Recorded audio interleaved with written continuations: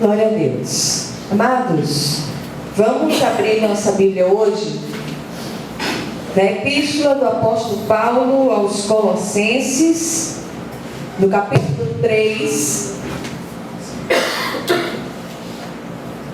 E nós vamos ler do versículo 1 até o versículo 11.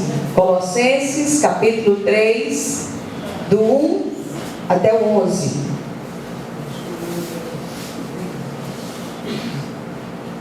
Amém?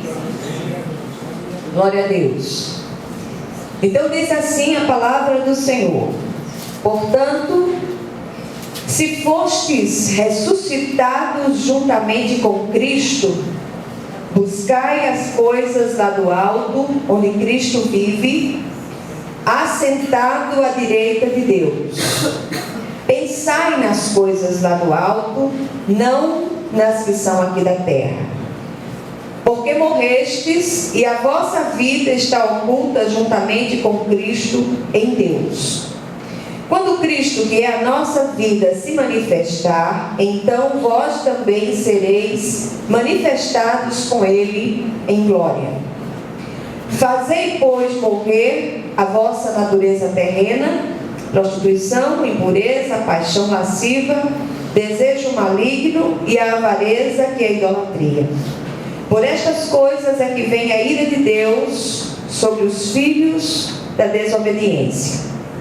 Ora, nessas mesmas coisas andastes vós também noutro tempo, quando vivíeis nelas. Agora, porém, despojai-vos igualmente de tudo isto: ira, indignação, maldade, maledicência, linguagem obscena do vosso falar. Não mintais uns aos outros, uma vez que vos despistes do velho homem com os seus feitos, e vos revestistes do novo homem, que se refaz para o pleno conhecimento, segundo a imagem daquele que o criou, no qual não pode haver grego, nem judeu, circuncisão, nem incircuncisão, bárbaro, cita, escravo, livre, porém Cristo é tudo em todos.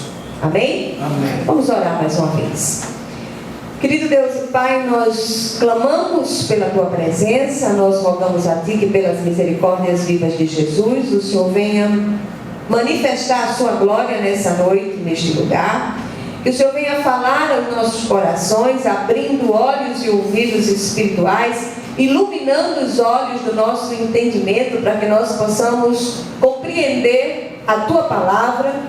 E que o Teu nome, Senhor, neste lugar, Ele seja poderosamente glorificado em nome de Jesus. Que ao abrir a boca para pregar, o Senhor estenda as mãos para salvar, para curar, para fazer sinais e prodígios, para trazer libertação a quantos ouvem essa palavra em nome de Jesus. Amém? Amém. Queridos, nós sempre separamos o culto da quarta-feira, além de ser um culto de oração, para ser também um culto de doutrina, onde nós paramos um pouco para estudar a palavra de Deus. Nos dois últimos capítulos, da Epístola aos Colossenses, bem como nos 3 últimos capítulos de Efésios, Paulo, o apóstolo, parte para uma aplicação prática daquelas doutrinas que foram ensinadas por ele até então. E eu queria chamar a atenção da igreja para o fato de que as epístolas de Paulo, elas formam a coluna dorsal da igreja gentílica. E nós precisamos estar atentos a essas doutrinas ensinadas por Paulo, e que ele se torna extremamente prático no seu ensino. O texto lido fala da união sobrenatural do crente com Cristo glorificado. Eu queria que você prestasse bastante atenção, deixasse que o Espírito ministrasse ao seu coração essa palavra. Então, Paulo também mostra que além dessa união sobrenatural com Cristo glorificado, os resultados dessa união, que é o abandono dos vícios e das inclinações da carne que faziam parte da velha natureza, da velha vida. Deixa eu explicar. Esse abandono não é algo meramente exterior. Esse abandono não é algo que você vai fazer porque você tem que obedecer a uma doutrina eclesiástica. Não. Essa união sobrenatural com Jesus, com esse Cristo glorificado, vai promover essa transformação interior, essa transformação de dentro para fora. E essa transformação, ela é uma evidência daquilo que se operou em você, como nascido de novo, como regenerado, como nascido de novo da água e do Espírito. Amém? Muito bem. O nascido de novo, ele tem uma santa compulsão pelas coisas do alto, em detrimento das inclinações da carne. Deixa eu dizer só uma coisa a você. Quando nós nos convertemos, nós temos o nosso espírito recriado pelo Espírito de Deus. Só que muitas coisas das inclinações da carne estão lá ainda, porque nós ainda temos uma carne, um corpo que pertence a uma natureza velha caída. E este corpo, ele só se converterá no dia da ressurreição. Ele precisa ser domado pelo Espírito recriado e pela mente renovada pela palavra. Por isso que crente não pode deixar de ler a palavra de Deus. E hoje nós temos percebido um fenômeno muito interessante que tem acontecido, interessante e trágico que tem acontecido na maioria das igrejas, principalmente as novas igrejas, as mega igrejas, que é a pouca leitura e o pouco conhecimento da palavra de Deus. Crente que não lê a palavra, não se alimenta espiritualmente e acaba enfraquecendo espiritualmente e a carne acaba prevalecendo. Amém? Amém. Então vamos lá. A religião, de um modo geral, ela muda o comportamento. Nós vemos tantas religiões que produzem resultados interessantes, as pessoas são transformadas, elas são transformadas aparentemente, mas intrinsecamente não há mudança, porque o velho espírito está lá, o velho espírito morto nos seus delitos e pecados. Só Jesus transforma o espírito morto do homem, vivificando esse espírito para que ele possa, a partir dali, andar em novidade de vida. Cada dia nos é concedido por Deus graciosamente como uma nova oportunidade de andarmos com Ele, de repensarmos as nossas atitudes e responsabilidades perante o Senhor e a sua santa palavra. Muitos têm ido à igreja ou às igrejas ávidos por palavras proféticas que prometam bênçãos. Mas estas bênçãos não virão enquanto não houver conserto ou consertos no andar de cada crente na presença do Senhor. Nós fomos chamados em primeiro lugar para ser bênção. Amém. E quando isto acontecer, as bênçãos prometidas e esperadas por nós correrão atrás de nós sem que seja preciso nenhum esforço ou sacrifício de nossa parte. E nós temos insistido muito neste lugar na questão importante de que não adianta você fazer 1000 votos, você fazer 1000 correntes de oração, se você não andar em novidade de vida, se você não andar em obediência, porque nada substitui a obediência. Amém? Amém. Esse discurso não é muito agradável de se ouvir, sobretudo num tempo de self-service espiritual, onde as pessoas vão às igrejas, as pessoas fazem determinados sacrifícios e votos para obter determinadas bênçãos. Mas no dia a dia, no andar diário, não há uma mudança viva, efetiva no coração dessas pessoas, e logo aquele testemunho negativo, ele é evidenciado. Crer e confessar Cristo significa estar unido sobrenaturalmente com Ele. Ontem no estudo bíblico nós falamos acerca do nascer de novo. Aqueles que nascem de novo não morrem outra vez espiritualmente. Por isso que salvação genuína não se perde. Mas tem tanta gente que se desviou porque nunca nasceu de novo.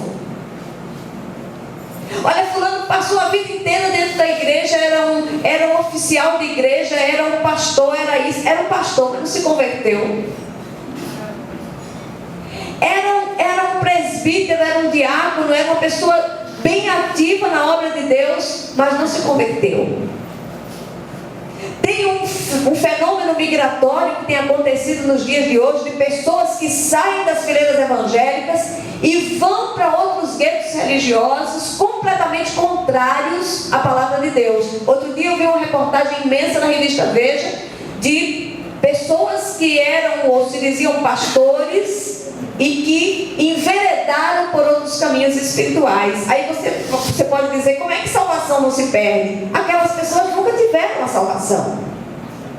Porque aqueles que nascem duas vezes só morrerão uma vez, que é a morte física. Aqueles que o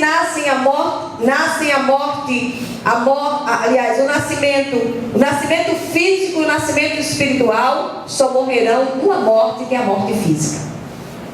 Queridos, se fosse diferente, o sacrifício de Jesus não teria sido suficiente. Mas o sacrifício de Jesus na cruz do Calvário foi único e suficiente. Aqueles que o receberam verdadeiramente como Senhor e Salvador não morrem espiritualmente. Amém? Amém. Amém, Jesus. Glória a Deus. Que o Senhor possa ministrar isso de um modo vivo ao nosso coração, porque tem muita gente dentro das igrejas com medo de perder a salvação. Você não vai perder a salvação. Você só vai perder a salvação se você nunca teve. Só vai perder a sua postura de crente exterior se você nunca foi nascido de novo. Então, à medida que caminhamos com o Senhor, Ele vai sendo plasmado em nós. Ele não pode permanecer em nós pelo seu Espírito e permitir que permaneçamos nos velhos padrões do passado. Não dá para misturar as estações. Você ou é um servo ou você não é um servo. Deus tem um alvo para nós. E esse alvo, eu queria que você abrisse a sua Bíblia aí. Romanos capítulo 8, versículo 29. Paulo revela esse alvo aqui. E eu queria que você estivesse grifando esse alvo de Deus para a sua vida.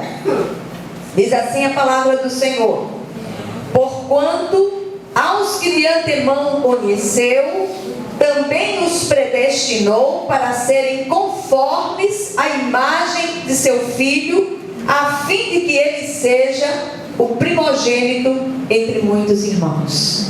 Vamos andando com Jesus, caminhando com Ele e nos tornando cada vez mais parecidos com Jesus, até aquele dia quando Ele virá nos buscar. Esse é o alvo de Deus para nós. No contexto lido, o apóstolo Paulo relaciona a doutrina com a prática na vida diária, dando 3 instruções fundamentais para todos os dias de nossas vidas sobre a terra. Domingo passado nós trouxemos uma palavra da Epístola de Tiago e eu propus à igreja que cada escritura lida nós nos perguntássemos: como posso aplicar essa palavra à minha vida? Nós assumimos um compromisso diante de Deus, de clamar ao Senhor, de pedir que o Espírito Santo possa nos ajudar a praticar, a aplicar a porção lida da palavra à nossa vida. Amém? Amém. Então nós encontramos aqui 3 instruções práticas da palavra do Senhor. Primeira instrução, nós encontramos nos versículos 1 a 4, quando Paulo diz assim: buscai as coisas lá do alto, pensai nas coisas lá do alto. Aí nós vamos começar fazendo uma pergunta ao texto: por que devemos buscar e pensar nas coisas lá do alto, em detrimento das coisas terrenas? Em primeiro lugar, a primeira resposta que nós encontramos está no versículo 3, na parte A do versículo: porque nós morremos com Cristo. Nossa identificação com a morte substitutiva de Cristo nos livrou do poder e da penalidade do pecado sobre nós. Isto significa que é possível ter vitória sobre a velha natureza e suas inclinações. Falando aos Romanos, capítulo 6, versículo 2, Paulo pergunta: como viveremos para o pecado, nós os que para ele morremos? Então, queridos, nós morremos com Cristo. Quando Jesus foi para o Calvário, nós estávamos ali com Ele, crucificados com Ele naquela cruz. Então nós morremos para o mundo. Nós morremos para aquilo que o mundo deseja que façamos. Vamos continuar. Segunda razão porque nós devemos buscar e pensar as coisas do alto é porque vivemos em Cristo. Versículo 4, a parte A: não temos vida em nós mesmos, a nossa vida é Cristo. Aquele que tem um filho tem a vida. Paulo diz ainda: para mim o viver é Cristo e o morrer é lucro. Oh, glória. Como compreender esse mistério? Significa que esse viver que agora vivo não é uma religião imposta, não é uma religiosidade de exterioridade, mas um estilo de vida adquirido daquele que é a própria vida e está em nós. Amém? Amém. Por isso é que quando vivemos essa experiência de regeneração, de novo nascimento, e cometemos pecados, ficamos tão constrangidos. Porque uma das atribuições do Espírito, um dos ministérios do Espírito é convencer da justiça, do juízo e do pecado. O crente quando peca, o crente não é impecável, mas quando ele peca, vem um constrangimento, vem um abatimento, vem um quebrantamento no coração, aquilo ferve lá dentro, ele fica angustiado de espírito, porque ele sabe que fez algo que feriu o coração de Deus. E quem é que convence disso? O Espírito Santo de Deus. Então vamos ver. Terceiro motivo pelo qual precisamos pensar e buscar as coisas do alto: porque ressuscitamos com Cristo. Como ressuscitamos? Como ressuscitamos com Cristo? A nossa vida espiritual é nova. Nós fomos alcançados e batizados e transformados e regenerados para andar em novidade de vida. Amém. Aqueles que são encontrados e alcançados pela misericórdia de Deus nunca mais serão as mesmas pessoas. Amém? Vamos continuar. Vamos ver o que o texto diz mais. O texto diz que estamos assentados com Cristo nos lugares celestiais. Não podemos mais nos mundanizar, fazendo concessões às inclinações e aos apetites da carne. O autor de Hebreus, ele diz que nenhum de nós resistiu ao pecado até o sangue. ou seja, até o martírio. Nós fomos habilitados por Deus para vencer aquela inclinação que está lá o tempo inteiro e nós lutamos contra ela, mas nós temos em Cristo habilitação para vencê-la. Você pode dizer: nem que eu morra, mas eu não vou fazer mais isso. Eu não quero mais entristecer o coração do meu Deus. A menos que ainda estejamos mortos em nossos delitos e pecados e a nossa decisão por Cristo não tenha sido algo, ou tenha sido algo meramente emocional. Mas se não foi, você tem capacidade e habilitação para vencer em nome de Jesus. Quarta razão pela qual nós temos obrigação de buscar e pensar nas coisas do alto, porque estamos ocultos em Cristo. Como é isso? A vida cristã é uma vida oculta no que se refere ao mundo, porque o mundo não conhece o Cristo e nós estamos escondidos nele. Por isso, aquilo que deve nos empolgar não pertence mais à terra, mas ao céu, a nossa verdadeira pátria. A nossa motivação, força, alegria vem do céu, não vem da terra. Então, queridos, nós precisamos aprender a buscar as coisas lá do alto, a ter prazer na lei do Senhor, como disse o salmista, e nessa lei meditarmos de dia e de noite, cada dia mais, ficarmos impregnados dessa palavra e deixar que esse Cristo vivo, ele seja plasmado em nós, em todas as coisas, em todas as áreas, em nome de Jesus. Estamos no mundo, mas não pertencemos mais a ele, somos cidadãos dos céus. Estamos aqui como embaixadores, representantes do Rei dos Reis, canais vivos da graça de Deus. Isso tem preço a ser pago, porque o mundo não nos conhece como não conheceu a Jesus. Você vai ser persona não grata, as pessoas vão persegui-lo, as pessoas vão achincalhá-lo, você vai ser motivo de deboche para alguns, mas não se incomode. A sua pátria não é essa, a sua pátria é o céu. E o Senhor tem grandes coisas para você, e você vai receber lá na frente aquele galardão abençoado em nome de Jesus.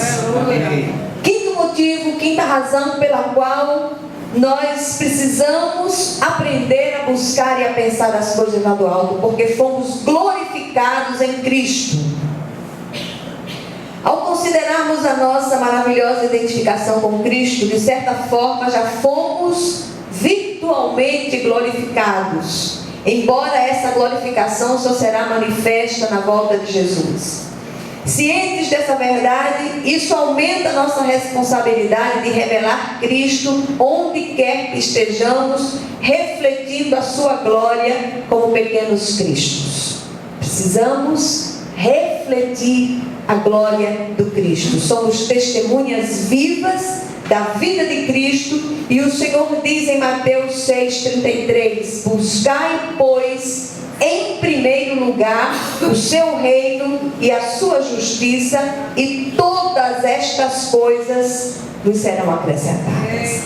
Amados, priorizem Deus, priorizem o Cristo vivo nas suas vidas.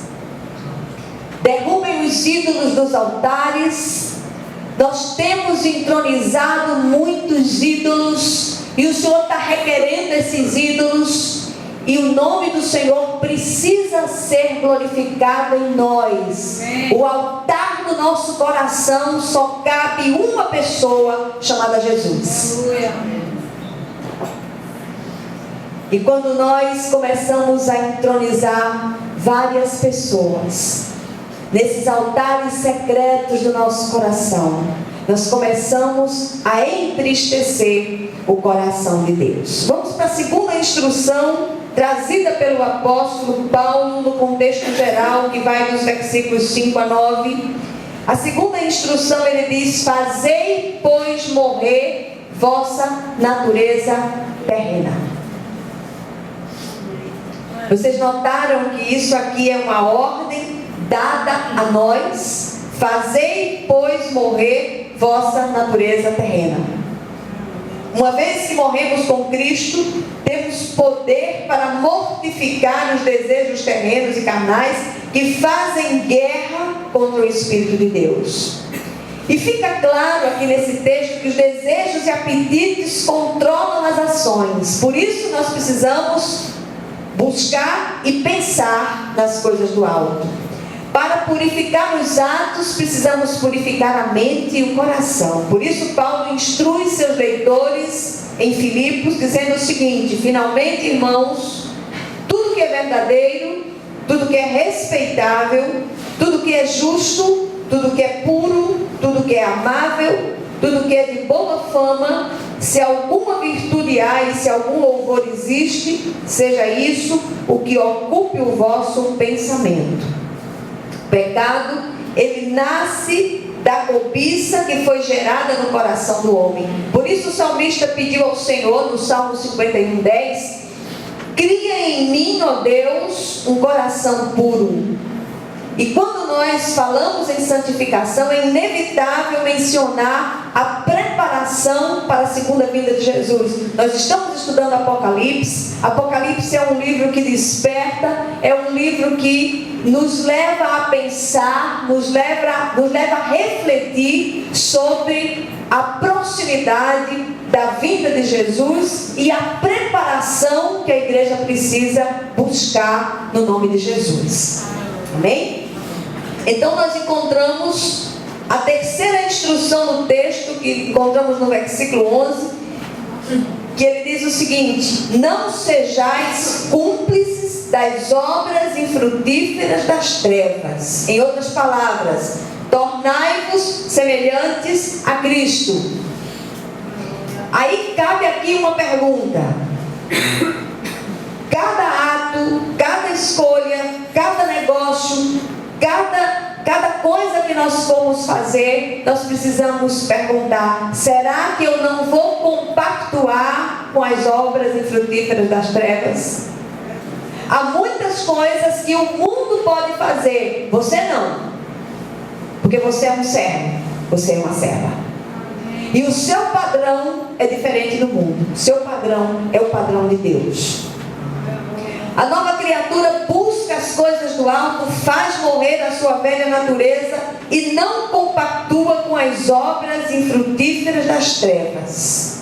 Esse despojamento das paixões e inclinações antigas vai dia a dia nos tornando mais semelhantes a Cristo. O velho homem foi sepultado e o novo homem assume o controle. Qual é a natureza que vai prevalecer? Aquela que for melhor alimentada. Se você tem buscado alimentar o seu espírito com as coisas espirituais, você vai crescer na graça e no conhecimento de Deus. Mas se você insiste em fazer concessões àquelas inclinações da sua carne, eu não sei não qual vai ser o resultado. Misericórdia. Esse novo homem vai sendo transformado pela renovação da sua mente através da palavra de Deus e a submissão à voz suave do Espírito Santo em seu coração. Não existe mágica, não existe corrente de oração que substitua isso. Esse andar diário com Jesus, essa leitura sistemática da palavra de Deus. Procure uma linha doutrinária bíblica, genuinamente bíblica para seguir. Pare de fazer uma concha de retalhos espirituais. Às vezes você conversa com um crente e é uma misturada tão grande na cabeça dele que eu fico impressionada. Diz: misericórdia, Senhor. Parece um sarapatel espiritual. E nós precisamos aprender a andar numa linha com Jesus. O que nós aprendemos nesse texto? Em primeiro lugar, não existe para o cristão vida secular e vida eclesiástica. Existe vida transformada pelo Espírito de Deus aonde quer que ele esteja. Segundo lugar, a nossa posição espiritual é esta: estamos mortos para o mundo e vivos para Deus em Cristo Jesus. Terceiro lugar, como Como seres espirituais regenerados pelo Espírito Santo, precisamos buscar as coisas lá do alto, fazer morrer a nossa natureza terrena e não nos tornar cúmplices das obras infrutíferas das trevas. Quarto lugar, devemos buscar as coisas do alto em detrimento das terrenas, porque morremos com Cristo, vivemos em Cristo, ressuscitamos com Cristo, estamos ocultos em Cristo e fomos glorificados nele. Em quinto e último lugar, precisamos testemunhar sempre. Negligenciar testemunho é atrair para si maldição. Olha, a gente tem falado muitas vezes sobre isso. Você vai morrer de quebrar maldição. Se você não andar em obediência, essa maldição lhe alcança.